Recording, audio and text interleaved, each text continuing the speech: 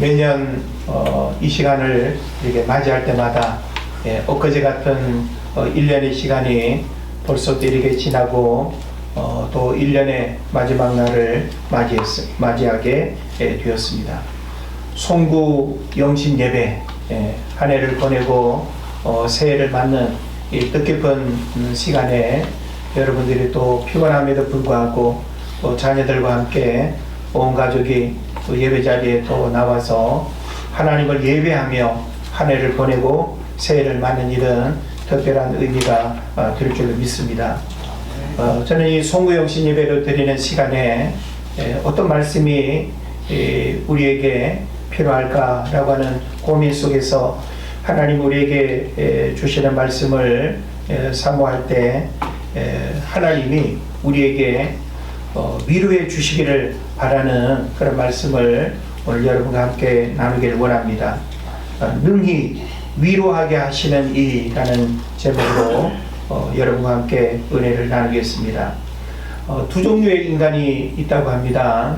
하나는 햄릿형 인간인데 우리가 셰익스피어의 그 작품에서 이 햄릿을 우리가 생각을 해본다면 햄릿은 생각이 너무 많고 행동을 이렇게 결심하고 결단을 잘 못하는 그런 타입으로 알려져 있습니다.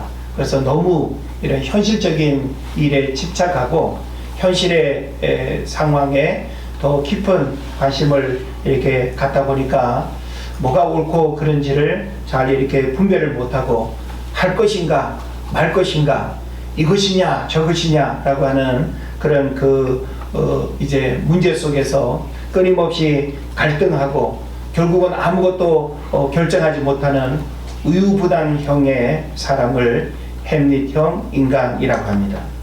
또 하나는 돈키호테형 인간이 있습니다. 이 돈키호테형 인간은 햄릿형과는 정반대의 이미지를 가지고 있을 텐데 대단히 저돌적입니다. 그리고 뭔가 마음에 꽂히면 바로 행동하고 실행합니다.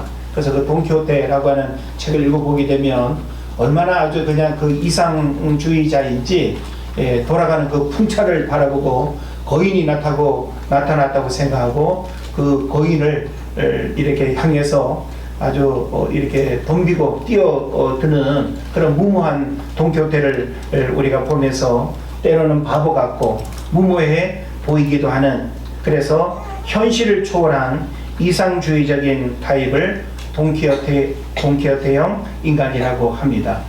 물론 여러분은 햄릿형에 속할 수도 있고 돈키호테형에 속할 수도 있을 겁니다. 그러나 우리는 이렇게 살아도 또 저렇게 살아도 불완전하고 이런저런 상처와 아픔을 겪으며 인생을 살아간다라고 하는 그런 측면에서 보면 우리 모두가 한 해를 보낼 때마다 서로에게 우리가 위로하고 또 축복하고 격려하고, 그래서 새해를 맞이하기 이전에 우리는 누군가로부터 그간 힘들고 어려웠던 마음들을 위로받고 새 힘을 얻어서 우리가 새해를 맞는 것이 무엇보다 중요하지 않겠는가 하는 생각을 해봅니다. 그래서 저는 하나님께서 우리 인간에게 베푸시는 수많은 은혜들 가운데 우리가 하나님을 위로의 하나님이라고 말할 수 있죠. 그래서 우리는 사람으로부터의 위로도 참 중요하고 필요하지만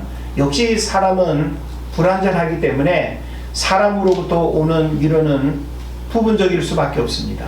그래서 여전히 사람의 위로는 또 뭔가 부족함이 있고 사람의 위로는 여전히 뭔가 또 허전한 그런 어떤 부분이 있다라고 할 때 우리는 하나님으로부터의 그 위로가 정말 인간이 줄 수 없는 그런 참된 위로가 되어서 우리가 한 해를 이렇게 이제 살아오면서 힘들었던 수많은 또 아픔과 또 고통과 그리고 우리 인생의 시름을 우리가 다 이렇게 떨쳐버리고 새로운 마음으로 새해를 맞이할 수 있으면 좋겠다 생각을 하는 것입니다. 오늘 고린도후서 1장 3절 4절을 읽었습니다마는 7절까지의 내용을 쭉 보게 되면 위로라고 하는 단어가 각 구절마다 계속 반복되고 있습니다. 10번이나 위로의 그 단어가 이렇게 강조되면서 본문에서 우리에게 하나님은 위로의 하나님임을 드러내고 계시고, 그리고 우리 인생들에게 하나님은 위로하기를 원하시는 것을 우리가 알게 되는 것입니다. 우리는 살아가면서 내가 누군가를 위로하거나 내가 힘들었을 때 누군가가 나를 위로해 줄 때의 그 감정과 마음을 우리는 잘 느끼고, 이 위로라고 하는 단어가 어떤 의미를 가는지 우리는 잘 알고 있습니다. 이 위로라고 하는 단어는 원어적 의미를 보면 곁에서 부르다, 격려하다 라고 하는 의미를 가지고 있습니다. 그래서 헬라어에서 이 단어는 단순히 감정적 위로에 그치지 않고 상황을 변화시키고 힘을 북돋우는 적극적 행위를 포함합니다. 그래서 하나님의 위로는 단순히 슬픔을 달래는 것이 아니라 우리를 새롭게 하며 다시 나아갈 힘을 준다라고 하는 것이죠. 그런 면에서 위로의 하나님은 고난 속에서도 우리 곁에 계시고 실질적인 도움을 준다라고 하는 측면에서 우리는 하나님의 위로를 받는 것이 가장 큰 축복이 아니겠는가 하는 생각을 해봅니다. 저도 지난 1년을 또 이렇게 놓고 보면 가까운 지인들로부터 다양한 애경사의 일들을 이렇게 접하면서 결혼이나 뭐 그런 일들은 우리가 기쁘고 축하할 일이지만 누군가가 아파서 문병을 간다든지 누군가가 돌아가셔서 또 이렇게 무상을 간다라고 할 때 그런 일들은 위로가 필요한 것이죠. 그래서 죽은 자를 우리가 위로할 수는 없지만 이제 이별한 그 유가족들을 우리가 위로하면서 하나님의 깊은 은혜가 있기를 이렇게 또 문자로도 보내고 우리가 또 마음을 이렇게 나누면서 참 사람이 줄 수 없는 그런 하나님의 위로를 우리가 권하는 경우들이 많이 있죠. 그래서 우리는 사람의 위로도 힘이 되고 다시금 내가 일어나서 또 일상을 살아갈 수 있는 그런 힘이 되지만, 하나님은 정말 내 삶에 진정한 위로자가 되셔서 나의 감정을 달랠 뿐만 아니라 나의 행동을 일으키고 그리고 나의 삶을 새롭게 살아갈 수 있는 용기를 북돋워 준다라고 하는 측면에서 우리는 하나님의 위로를 기다리고 하나님의 위로를 받는 것이 무엇보다 중요하겠다라는 생각을 하게 되는 것입니다. 그 다음에 또 이어지는 그 말씀 속에 보면 모든이라고 하는 단어가 나오는데 전체를 의미하겠죠. 그래서 본문에서 모든 환난, 모든 위로라고 하는 표현이 반복되면서 하나님의 위로가 제한이 없음을 강조합니다. 그래서 이 모든이라고 하는 이 단어는 하나님의 어떤 그 영역을 우리에게 표현한다고 볼 수 있는데, 하나님에게는 끝이 없죠.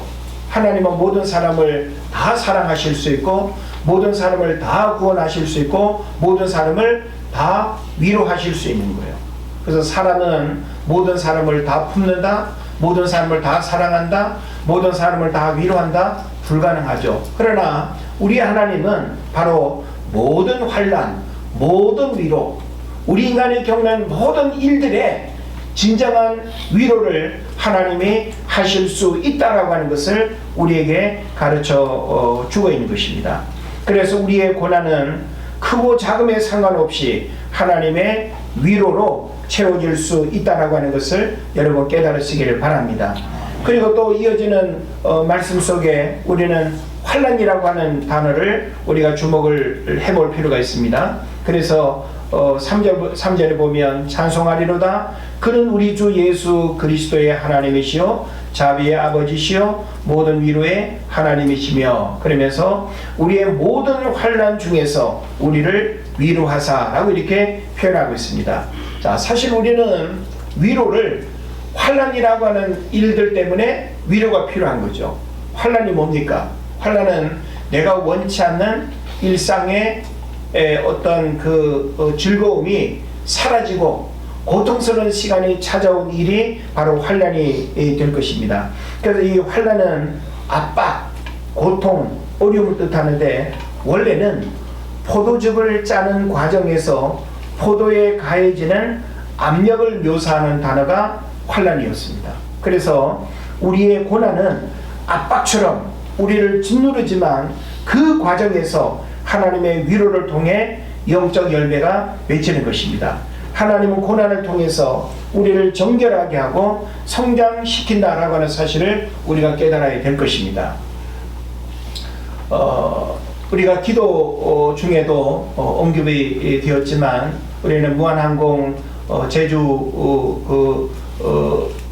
이제 제주항공의 그 비행기 그 추락 사고로 인한 희생자의 그 아픔을 정말 우리가 괴로운 마음으로 온 국민이 함께 슬퍼하고 괴로워하고 있습니다. 어떤 이유로 그런 일이 일어나는지는 모르지만 벼랑간 죽음을 맞이한 그분들 그리고 그 유가족들 하나하나를 생각하면 얼마나 고통스럽고 괴로운지 모릅니다. 말로 다 할 수 없는 그 슬픔의 고통, 그 압박, 바로 우리는 온 국민이 부족하지만 함께 더불어서 그들의 마음을 위로할 수 있는 그런 또 자리에 있어야 할 것이고, 무엇보다 우리는 우리가 그들을 다 위로할 수 없기 때문에 하나님께서 친히 그들을 위로해 주시기를 기도하고 간구해야 될 줄로 믿습니다. 그래서 우리는 기본적으로 이런 어떤 말씀을 통해서 하나님은 끊임없이 불완전한 우리 인간이 이 땅을 살아가면서 겪는 수많은 사건 사고들, 수많은 아픔과 어려움의 일들 앞에 하나님은 위로하기를 원하신다라고 하는 것입니다. 그래서 우리가 성경을 보게 되면 하나님은 성경 속에 수많은 사람들을 하나님은 끊임없이 위로하셨어요. 그래서 우리는 이 성경을 위로의 책이라고 봐도 틀리지 않습니다. 그만큼 하나님은 우리 이 인생을 바라보시면서 참 다양한 그런 위로를 통해서 하나님의 어떤 분인가를 드러내시고, 그리고 그 위로 속에 하나님의 사랑, 하나님의 구원, 그리고 하나님의 마음이 우리 인간에게 전해지죠. 그래서 우리는 위로를 통해서 바로 하나님을 만나게 되고, 위로를 통해서 하나님의 어떤 분인가를 경험하게 되는 겁니다. 그래서 우리는 하나님의 위로를 경험하게 될 때 바로 그 하나님이 내 삶의 여정 속에 또 다른 아픔과 고난이 찾아올 때 우리는 그 위로의 하나님을 바라볼 수 있는 은혜가 있게 될 줄로 믿습니다. 성경을 보게 되면 하나님은 어떤 자들을 위로하시는가 라고 하는 이런 구체적인 질문 앞에서 보게 되면 몇 가지 그 이유를 우리가 생각하게 되는데, 하나님은 먼저 마음이 상한 자를 위로한다고 성경이 기록하고 있습니다. 우리는 어떤 일로 마음이 상할까요? 이런 생각지 않은 사건 사고, 이것도 우리의 마음을 상하게 하는 거죠. 그러나 우리는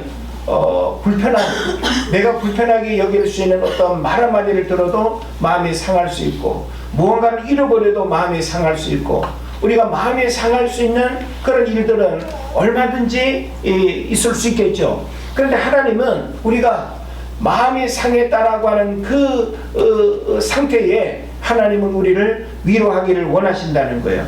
그래서 시편 34편 18절에도 보면 여호와는 마음이 상한 자에게 가까이 하시고 중심이 통해하는 자를 구원하신다라고 이렇게 표현하고 있습니다. 그러니까 우리가 하나님을 만날 수 있는 그 비결, 방법이 바로 마음이 상한, 그리고 중심이 통해하는 그 일이야말로 바로 하나님을 우리가 경험하게 되는 중요한 통로가 된다는 것을 말해주고 있습니다.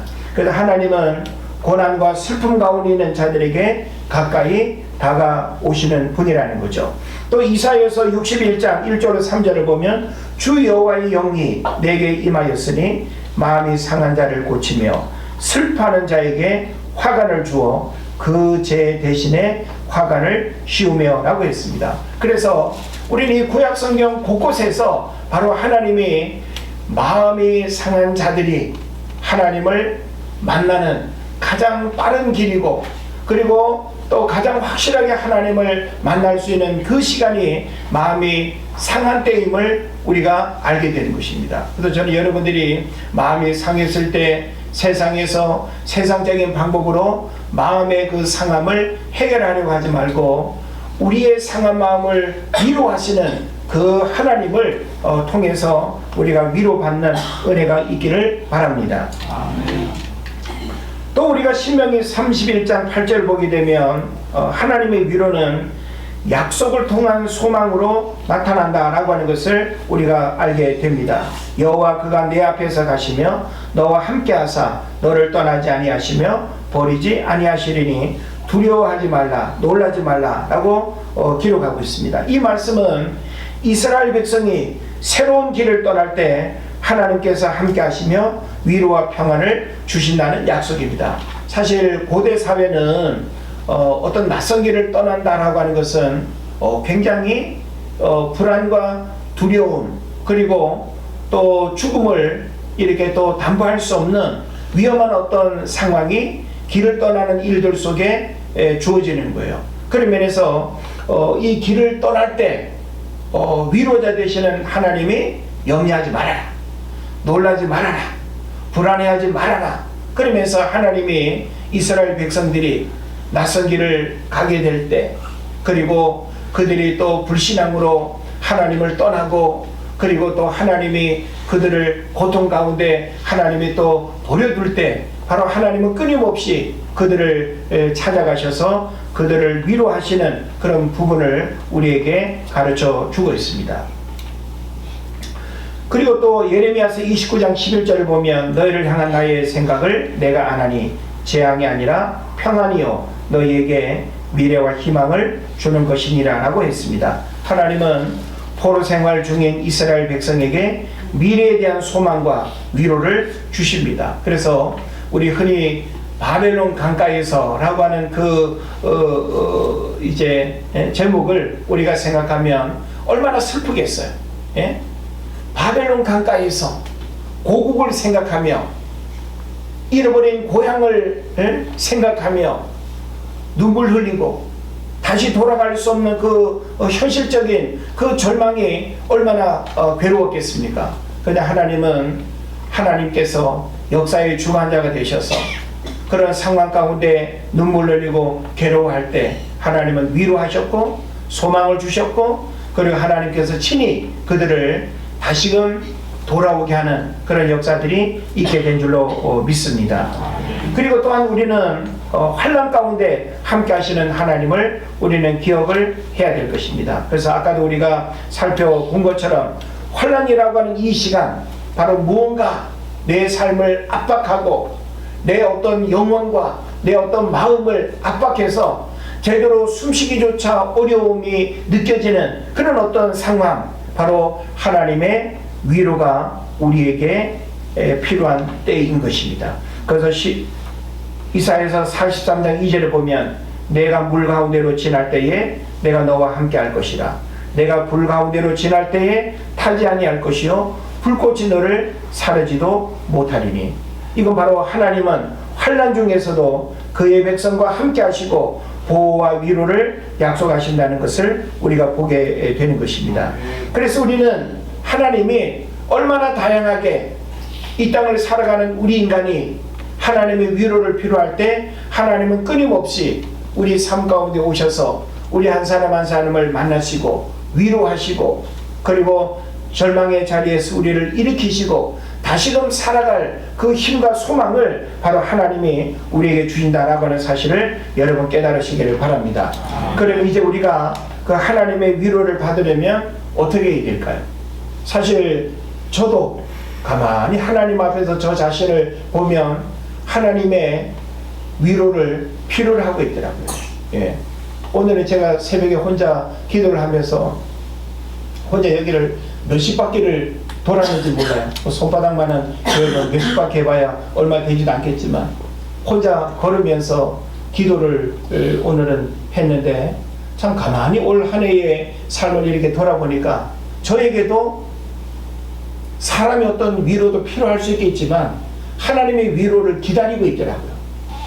영원히 공고하고 뭔가 지쳐있고 메말라져 있고 갈급한 이런 내 심령을 바라보면서 하나님의 위로를 기다리고 있는 그런 내 중심을 발견하게 됐어요. 우리는 사실 이 땅을 살아가면서 남편으로서, 가장으로서, 또 엄마로서, 집안 살림과 자녀 양육, 또 직장생활하는 우리 모두 원치 않게 이 시대에 태어나서 우리가 들어야 하고 보아야 하고 느껴야 하는 시대의 아픔과 수많은 사건 사고 속에서 함께 괴로워해야 할 그런 문제들을 바라볼 때 우리 모두는 서로가 서로를 위로할 뿐만 아니라 하나님의 위로가 절대적으로 필요한 시대를 살아가고 있다는 것입니다. 그런 면에서 우리는 서로가 주고받을 수 있는 그 위로도 우리가 할 수 있어야 하지만 우리는 하나님으로부터 우리에게 주어질 그 위로를 기다리고 그 위로가 다시금 우리가 또 살아갈 수 있는 힘이 되고 새해를 우리가 맞이할 수 있는 그런 또 힘이 될 수 있기를 바랍니다. 그렇다고 한다면 우리가 하나님의 위로를 통해서 한 해를 마무리하고 새해를 우리가 또 맞이하기를 원한다면 하나님의 위로를 받으려면 어떻게 해야 할까요? 첫째로는 하나님 앞에 나아가야 됩니다. 우리를 위로하시는 그 하나님을 찾고 그 하나님 앞에 여러분 나가야 되지 않을까요? 나 위로받기 원하니까 하나님 나한테 오셔서 나를 위로해 주세요가 아니라 내가 하나님 앞에 나아가는, 그렇다고 하나님이 어느 정한 자리에 계신 건 아니잖아요.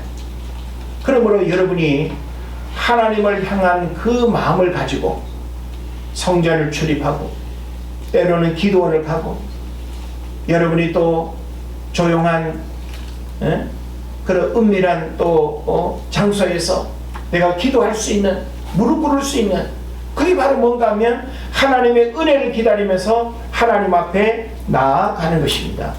그래서 마태복음 11장 28절에도 보면 수고하고 무거운 짐진 자들아 다 내게로 오라, 내가 너희를 쉬게 하리라고 했습니다. 우리가 하나님 앞에 나아가게 될 때 하나님께서 우리를 쉬게 할 뿐만 아니라 우리를 위로하신다는 거예요. 우리는 너무 쉽게 자꾸 힘들고 어려운 일이 있으면 사람으로부터 위로받으려고 해요.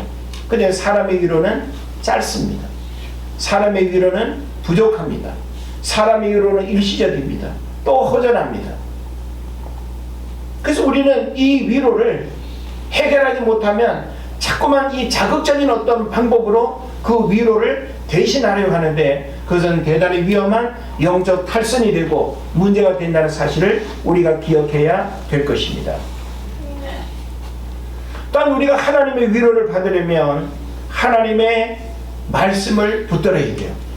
여러분, 우리가 힘들고 어려울 때 하나님의 말씀을 듣는 그 설교가 우리에게 위로가 될 때가 있지 않습니까?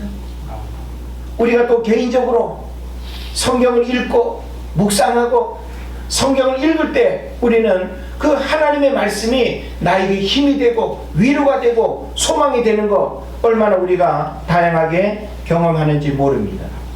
그래서 로마서 15장 4절에도 보면 무엇이든지 전에 기록된 바는 우리의 교훈을 위하여 기록된 것이니 성경이 주는 인내와 위로로 소망을 가지게 하려 합니다. 하나님의 말씀이 위로가 되고 소망을 갖게 한다는 거예요. 그러니까 하나님의 말씀을 덮어놓고 하나님을 등지고 내가 위로받기를 원한다고 한다면 그 위로는 불완전한 위로일 수밖에 없는 것입니다. 우리 마음의 위로를 필요로 하면서 그 위로의 문제를 해결하지 못하고 한 해를 그냥 또 보내고 새해를 맞는다라고 할 때 과연 건강한 우리 모습으로 새해를 맞이할 수 있을까요?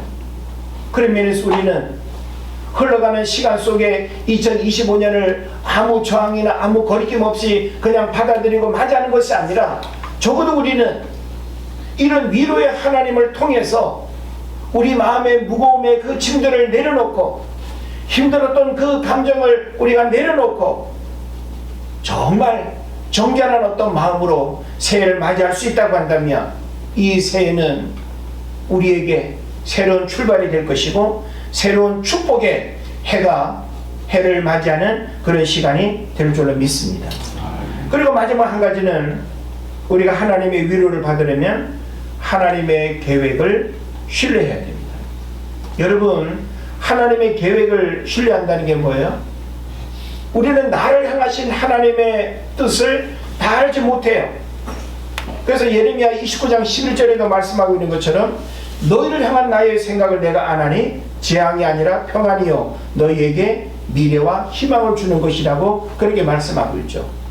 그러니까 이스라엘 백성들이 하나님의 계획, 그들이 비록 바벨론 포로로 잡혀가고 예레미야 선지자의 그 말을 잘 듣지 아니하고 결국 그들이 하나님 앞에 버림받는 그런 일들을 우리가 그들이 당할지라도 하나님이 그와 같은 시간들을 통해서 그 이스라엘 백성들을 견고하게 하고 새롭게 하고 다시금 돌아오게 할 그 계획을 그들이 믿는다면 어떻게 되겠어요? 바로 하나님의 위로가 그들에게 다시금 임하게 되는 것이죠. 그러면서 오늘 우리는 어려운 시대를 분명히 살아가고 있습니다. 사람으로부터 위로의 어떤 마음을 해결할 수 없는 그런 불완전함의 그런 문제들 속에 우리가 살아가고 있습니다. 그러나 우리가 이런 시대 속에서도 하나님은 여전히 살아계시고 하나님은 이 시대를 통해서 하시고자 하시는 크고 놀라운 계획이 있다라고 하는 사실을 우리는 분명히 믿어야 할 것입니다. 하나님은 어제나 오늘이나 변함없이 살아계셔서 믿는 자들 속에 역사하실 뿐만 아니라 하나님을 찾고 하나님의 이름을 부르고 하나님을 간절히 원하는 자들에게 하나님은 위로하시고 소망을 주시고 그리고 새해를 통해서 이루시고자 하는 놀라운 계획을 우리에게 말씀해 주실 줄을 믿습니다. 그래서 오늘 송구영 신 예배로 드리는 이 시간 우리가 들을 수 있는 수많은 말씀 가운데 저는 능히 위로하게 하시는 이 그분이 바로 하나님이라고 하는 사실을 여러분이 꼭 기억하고 여러분 마음 속에 위로받기를 원하는 그 마음 하나님 앞에 올려드리세요. 하나님, 이런저런 일들로 하나님의 위로가 필요합니다. 하나님 저를 위로해 주세요. 이제 밤이 지나면 1월 1일 첫날을 맞이할 텐데 우리는 하나님 앞에 나아갈 수 있으면 좋겠어요. 저는 내일 안양 갈멜산 기도원 짧은 시간 좀 다녀오려고 하는데 우리가 어딜 가든지 하나님 앞에 나아가는 그 마음이 있으면 좋겠어요. 세상 사람들은 동해 바다로 떠나고 해돋이를 맞이하고 높은 산에 올라가가지고 새해 소원을 빌고 우리는 온 우주 만물을 창조하신 그 하나님을 바라보면서 우리의 신앙을 고백하고 그 하나님이 2025년 새해를 열어주실 것을 우리가 믿음으로 바라보면서 우리가 그 하나님을 우리가 의지하면서 살아가는 그런 또 믿음이 우리에게 있어야 할 것입니다. 이런 믿음을 하나님 앞에 고백하는 여러분 되시기를 주의 이름으로 축원을 드립니다. 기도하겠습니다.